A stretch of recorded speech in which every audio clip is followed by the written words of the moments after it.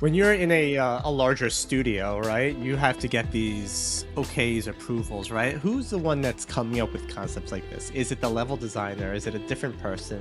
Like, where does this stem from?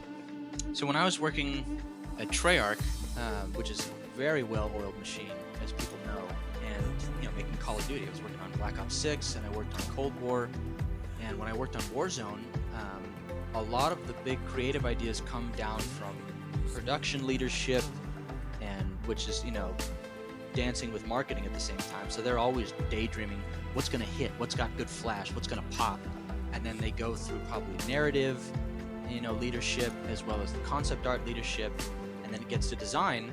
And design, I mean, design is probably dancing up in all those upper levels, like a party you hear upstairs. And then people come down and they're like, all right, we know what we want, we know the vibe, the theme, the setting, and so I'll get a little bullet point list of a few objectives that I have to hit. It's this part of the world at this time in history, and this is what has to happen there. Go. Right? So that I'll get handed things like that, and now I get to daydream, well, how am I going to achieve that experience through my own expression? How do I interpret that experience? One, through the lens of Call of Duty, right? Similar to the Metroid example, it's a first-person shooter. It's concentrated combat action. It's military sim a little bit, and then I have to apply that, slap that on top of those bullet point settings, and now I start to design.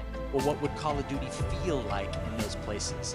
So the more intimately I know what Call of Duty feels like most of the time, you can extrapolate as a designer, well, how would it feel in this setting? And so an example that I was thinking about was like,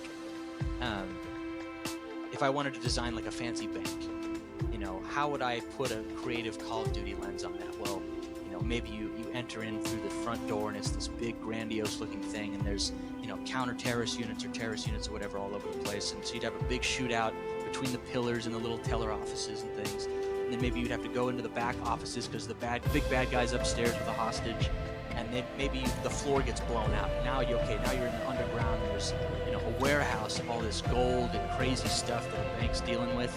Finally, you find the C4 charges that they use to break in. You blow the ceiling, it collapses down. Now you're back in the main room, and you're facing this giant staircase going up. Now you're up where all the big high roller offices are, the executive offices and things like that. And you find that the guy's climbed up to an escape hatch with some damsel over his shoulder. Right? I'm just painting a picture in a few seconds, and like this could happen in the 50s, it could happen in the 20s, it could happen in the 90s, and all of that would color the experience in different ways. What kind of guns am I using? What's the architecture look like, and stuff like that. But anyway, that it comes from those guys. It comes down to me, and that's literally how I would think through how would I start something like that. And then the level design just comes throughout it. Now you just color the environment as that little set piece, that little action moment to moment thing is happening.